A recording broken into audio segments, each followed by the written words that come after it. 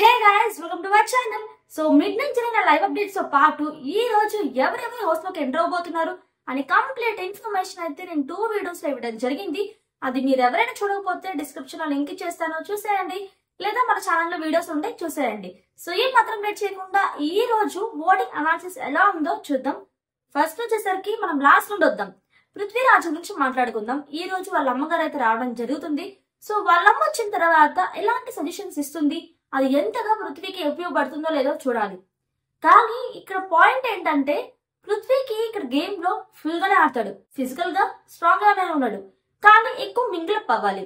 అంటే ఇప్పుడు టాస్క్ లోనే కాదు, మిగతా టైంలో కూడా చాలా ఇంటరాక్ట్ అవ్వాలి. అండ్ తర్వాత విష్ణుప్రియ గురించి మాట్లాడుకుంటే నిన్న వాళ్ళ నాన్న హౌస్ లోకి ఎంటర్ అయ్యారు. చాలా వ్యాలిడ్ ఇన్ఫర్మేషన్ ఇస్తారు. ఎపిసోడ్ అయిపోయిన తర్వాత రావడం జరిగింది. సో ఈ రోజు ఎపిసోడ్ లో అయితే విష్ణు వాళ్ళ ఫాదర్ గురించి అయితే వేస్తారు. అండ్ ఆ తర్వాత విష్ణు వాళ్ళ ఫాదర్ చాలా హంబుల్ గా, చాలా జాయ్ఫుల్ గా ఉన్నారనమాట. సో చాలా ఇంటరాక్ట్ అయ్యారు హౌస్ మేట్స్ తో. ఇక్కడ రాగానే విష్ణు వాళ్ళ ఫాదర్ ఏం చేశారంటే అందరికీ కూడా ఒక సజెషన్ ఇవ్వడం జరిగింది. మీరు ఇప్పుడు దాకా ఆడిన ఆట ఒకటి, చాలా చేంజ్ రాబోతుంది. ఎందుకు అంటే ఈ 4 వీక్స్ మీరు విన్నర్ అయ్యే ఛాన్సెస్ చాలా ఎక్కువగా ఉంటాయి. ఎవరు విన్నర్ అవుతో తెలియదు, ఎవరు హౌస్ నుండి బయటకు వెళ్తారో తెలియదు. ఈ వీక్స్ అనేది చాలా క్రూషియల్. సో మీరు చాలా ఉపయోగించుకోండి.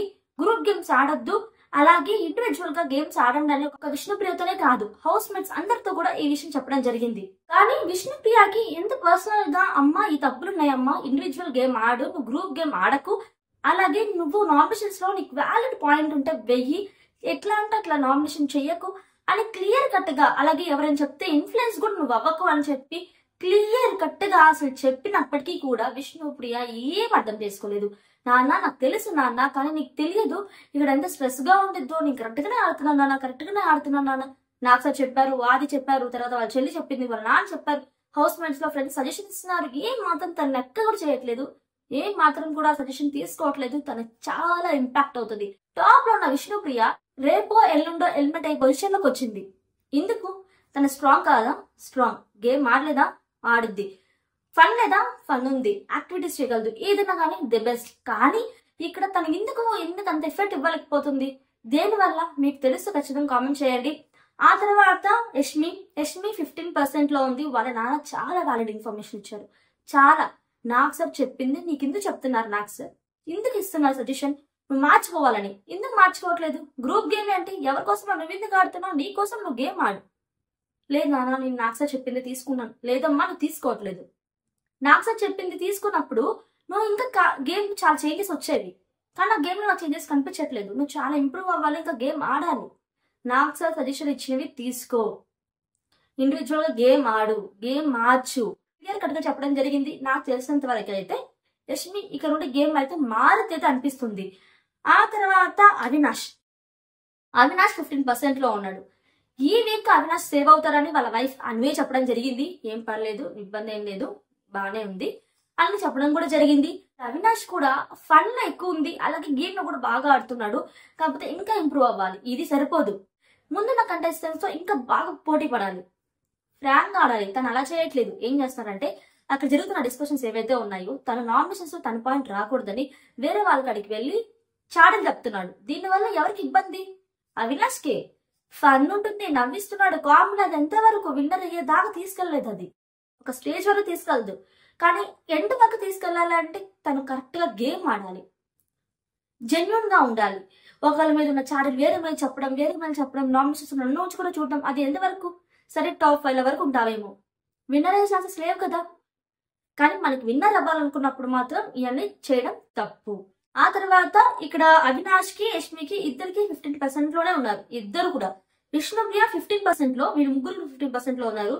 పృథ్వీ మాత్రం 14% లో ఉన్నారు. కొంచెం డేంజర్ జోనే. కానీ విష్ణు మాత్రం ఈ రోజు జరగబోయే ఎపిసోడ్ తో కొంచెం బూస్టప్ అవ్వచ్చు. తనైతే ఎలిమినేట్ అయ్యే ఛాన్సెస్ లేవు, కానీ పృథ్వీ ఎలిమినేట్ అయ్యే ఛాన్సెస్ ఎక్కువగానే కనిపిస్తున్నాయి. ఆ తర్వాత టేసీ తేజ 18%. టేసీ తేజకి ఇక్కడ తను ఫ్యామిలీ మెంబర్స్ ఎవరైతే వస్తున్నారో వాళ్ళందరూ వచ్చినప్పుడు కూడా ఏడుస్తున్నాడు. కానీ ఇక్కడ అవినాష్ వాళ్ళ వైఫ్ చెప్తుంది, లేదు తేజ, నీకు మీ మమ్మీ వస్తుందేమో, కాకపోతే కొంచెం సస్పెన్స్ ఉంచుతున్నారేమో. అంటే టేసీ తేజ ఏమంటాడంటే అవును నాకు అది అనిపిస్తుంది అని. మరి నీ కథ తెలిసినప్పుడు, ఎందుకంటే బిగ్ బాస్ అలా చేయరు కదా, ఖచ్చితంగా కొంచెం సస్పెన్స్ తో కొంచెం లేట్కి పంపిస్తారు, కానీ ఖచ్చితంగా పంపిస్తారు. సో ఇప్పుడు పంపిస్తున్న విషయం నీకు తెలిసినప్పుడు ఇక్కడ హౌస్ మేట్స్ వాళ్ళ ఫ్యామిలీస్ ఎవరైతే వస్తున్నారో అప్పుడంతా నువ్వు ఏడ్చావంటే తనకి అర్థం ఏంటంటే నువ్వు సింపతి క్రియేట్ చేసుకుంటున్నావు అంటే ఫీలింగ్ అవుతుంది. బయట కూడా అదే పోర్ట్రేట్ అవుతుంది. కానీ విష్ణుప్రియకి వాళ్ళ అమ్మగారు లేదు, కానీ తను ఒక్క డ్రాప్ కూడా కన్నీళ్ళు రావట్లేదు. చాలా స్ట్రాంగ్ అండి ఆమె. ఎంత స్ట్రాంగ్ గా ఉందంటే అసలు మామూలుగా కాదు. కానీ ఇక్కడ చాలా ఒకసారి ఎమోషనల్ అవుతారు, నిజమే. తేజ ఖచ్చితంగా ఎమోషనల్ అవుతారు, పక్క కాదను. 2 times 3 times ఓకే 4 times మరీ ఇంకంతకంటే ఎక్కువగా ఎమోషనల్ అయిపోతే ఏడుస్తూ ఉంటే బయట కానీ తనకి జెన్యున్ గా అనిపిస్తుంది. తన వరకు జెన్యున్ అన్నప్పటికీ కూడా బయట కొంచెం రాంగ్ పోర్ట్రేట్ అయిపోతుంది, తనకే నెగిటివ్ అయిపోతుంది. సో అది కొంచెం కంట్రోల్ చేసుకొని ఇక నుండి ఫ్యామిలీ మెంబర్స్ వచ్చినప్పటికీ కూడా అది తన ఏడవకుండా ఉండుంటే 100% నిజం చాలా బాగుంటుంది. అండ్ తర్వాత గౌతమ్ కృష్ణ టాప్ లో. అసలు గౌతమ్ కృష్ణ మణికంఠ బదులు ఒకవేళ వెళ్ళకపోయి ఉంటే మణికంఠ తను వెళ్ళిపోయేవాడు. కానీ తను అంత సేఫ్ అయ్యాడంటే డౌన్ నుండి టాప్కి వెళ్ళిపోయాడు. మెయిన్ గా ఇక్కడ నిఖిల్ ని ఆపోజిట్ గా తను కొంచెం ముందుకెళ్ళాడు. ఎందుకు అంటే ఇక్కడ నిఖిల్ ఆల్రెడీ ఇక్కడ గౌతమ్ ని టార్గెట్ చేస్తూ ఉండే. సో వీళ్ళిద్దరి మధ్య కొంచెం డిస్టర్బెన్స్ రావటం, నిఖిల్ కి కొంచెం డౌన్ అయింది, ఇక్కడ గౌతమ్ కృష్ణకి కొంచెం హైప్ అయింది. ఇప్పుడు నిఖిల్ వాళ్ళ అమ్మాయికి నా సజెషన్ బేస్ చేసుకుని ఇప్పుడు నిఖిల్ ఖచ్చితంగా గౌతమ్ కృష్ణకి ఆపోజిట్ గా వెళ్ళడు, కొంచెం బెనిఫిట్ గానే ఉంటాడు. బెనిఫిట్ గా ఉన్నప్పుడు ఏమవుతుంది, గౌతమ్ కృష్ణకి కొంచెం హైప్ తగ్గిపోతుంది. అండ్ అంతేకాదు నబిల్ అయితే కోపం మామూలుగా రావట్లేదు గౌతమ్ కృష్ణ మీద. నబిల్ నామినేషన్స్ లో ఉండడు, కానీ నబిల్ మాత్రం నెక్స్ట్ వీక్ గౌతమ్ కృష్ణ మీద నామినేషన్ పక్కా, ఇది 100%. ఎందుకంటే అంత కోపంతో ఉన్నాడు. వచ్చిన వాళ్ళందరూ కూడా ఏం చెప్తున్నారంటే గౌతమ్ కృష్ణ బాగా ఆడుతున్నారు బాగా ఆడుతున్నారు బాగా ఆడుతున్నారని. కానీ వాళ్ళంతా ఒపీనియన్ ఏంటి, ఈ రోజు రేపు వెళ్ళిపోతారు అన్నట్టు.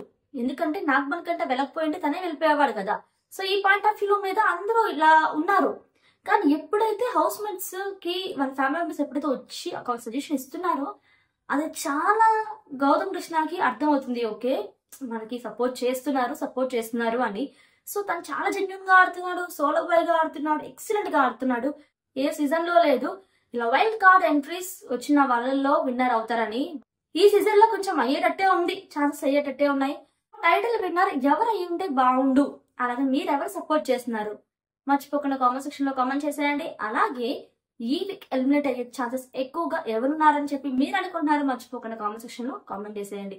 కొత్తగా మన ఛానల్ ఎవరైనా చూసినట్లయితే ప్లీజ్ మన ఛానల్ సబ్స్క్రైబ్ చేసుకోండి, పక్కన బెల్ ఐకాన్ ప్రెస్ చేసి ఆల్ నోటిఫికేషన్స్ కి ఆన్ చేసుకోండి. ఎవ్రీ అప్డేట్ నేను ఇస్తూ ఉంటాను, మన ఇన్స్టాగ్రామ్ ని ఫాలో అవ్వండి. ఇంతవరకు ఈ వీడియో చూసినందుకు నిజంగా thank you so much and see next video. Take care, bye bye.